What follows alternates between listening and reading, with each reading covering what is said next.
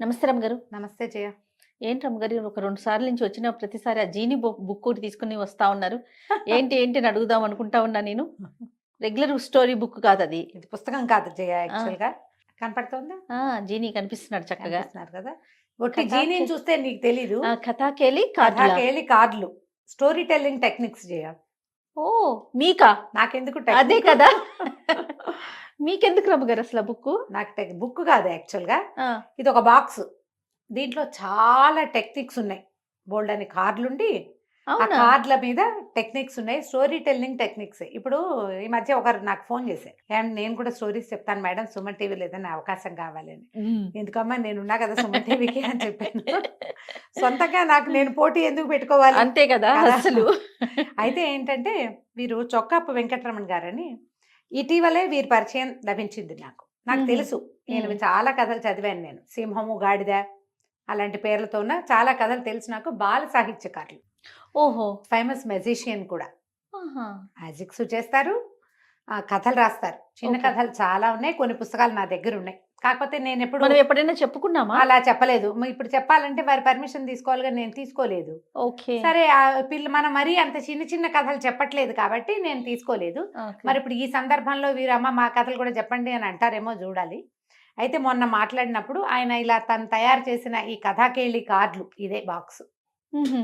దీని గురించి చెప్పారు నాకు. నాకు పంపించారనమాట. ఓకే. ఏంటి రమ్మగారు అందులో ఏమున్నాయి? చెప్తాను. ఇందులో 130 కథలు చెప్పే టెక్నిక్స్ ఉన్నాయి.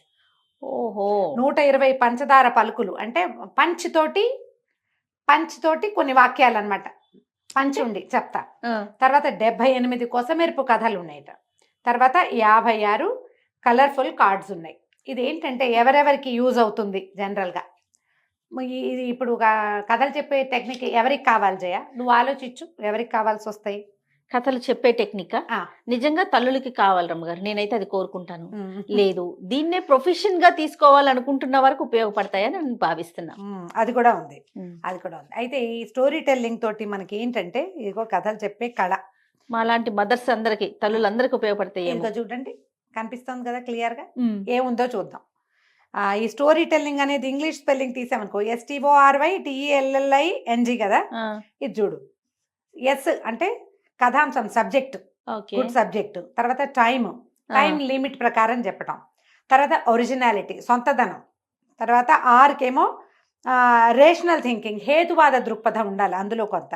తర్వాత వై యూత్‌ఫుల్‌నెస్, కొత్తదనం ఉండాలి కథల్లో. తర్వాత టెక్నిక్, చెప్పే విధానం. తర్వాత ఎంటర్‌టైన్‌మెంట్, వినోదభరితంగా ఉండటం. తర్వాత లాంగ్వేజ్ డెవలప్‌మెంట్, భాషాభివృద్ధి. బా కథలు చెప్తే పిల్లలకి ఎంత లాంగ్వేజ్ డెవలప్ ఆ! అవుతుంది జయ. తర్వాత లిజనింగ్ స్కిల్, శ్రవణ నైపుణ్యం.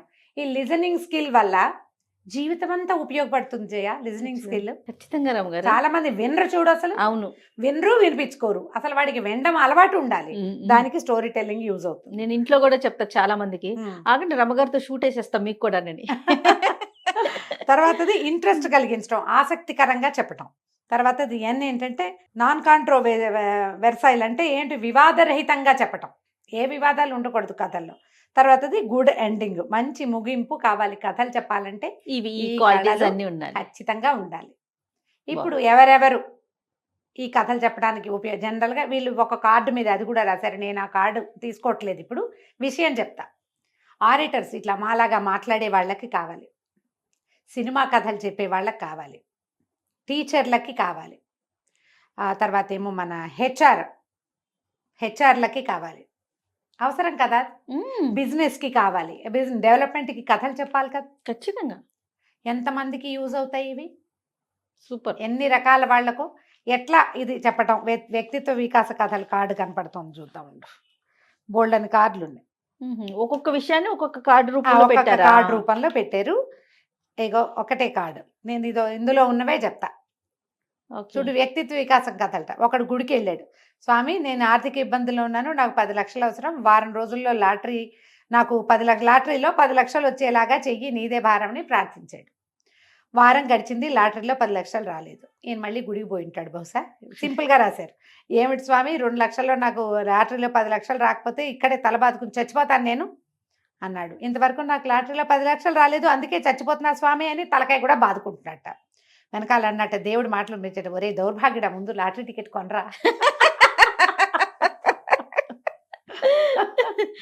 నువ్వు Super. పర్సనాలిటీ డెవలప్మెంట్ అంటే డెవలప్ అవ్వడానికి నువ్వు ఒక అడిగేయాలిగా ముందు. ఖచ్చితంగా. నువ్వు మీ ఇంట్లోనే కూర్చొని నన్ను డెవలప్ చేయమంటే నేనేం చేస్తాను, దేవుడైనా ఏం చేయలేడు. సూపర్. బాగా అన్నారు చూడు. ఇగో ఇది ఎంత అద్భుతంగా సూపర్గా ఉంది, అసలు మామూలు కొసమెరుపు కాదు ఇది. వరాలట, నేను పైకి వెళ్ళాలి, నలుగురిని పైకి తీసుకెళ్ళాలి అని దేవుడిని వరం కోరేట కాంతారావు.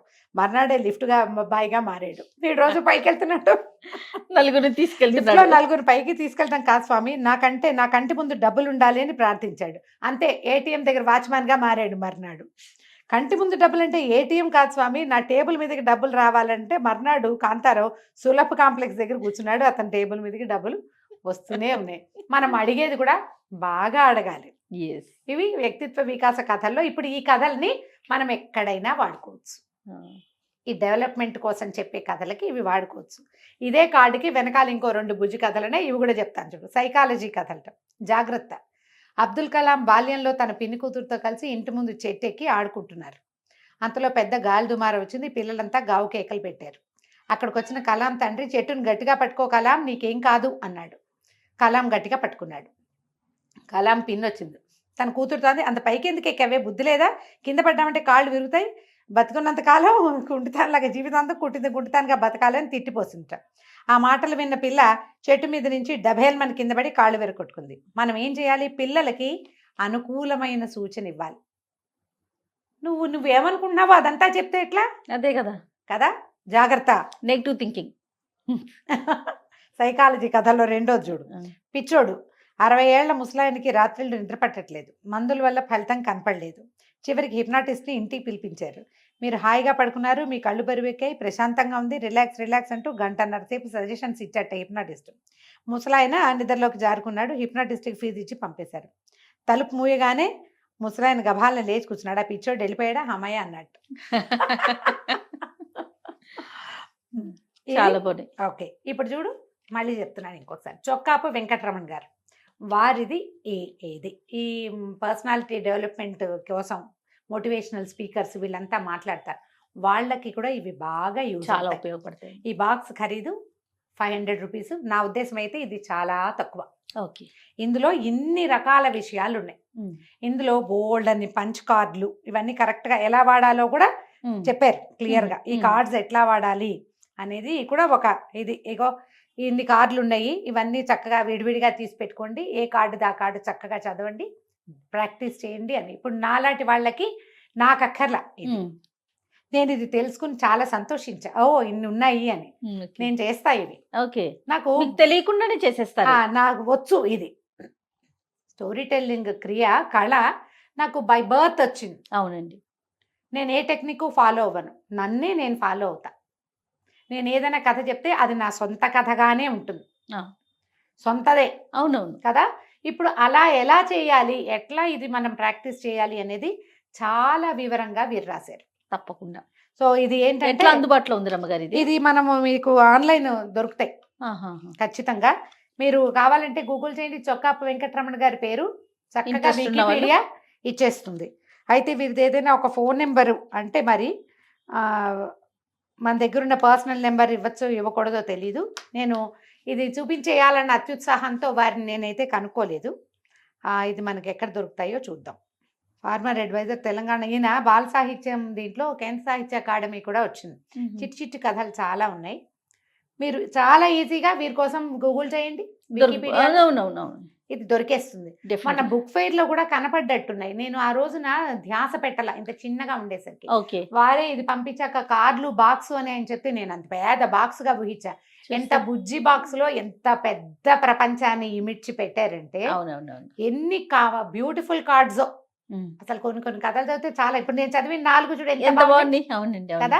ట్రై చేసి చూడండి. మీరు కనుక స్టోరీ టెల్లర్గా మారాలనుకున్నా, మీ మోటివేషనల్ స్పీచెస్లో ఇతరుల ఏదైనా మనం ఒక హెల్ప్ఫుల్గా ఉండే విషయం కావాలంటే తప్పకుండా వెంకటరమణ గారు మనకి సహాయం చేస్తారు. డెఫినెట్ గా రమ్మగారు. ఇది ఎక్కడైనా సంపాదించండి, ఇదే పేరు కథాకేలి కార్డులు.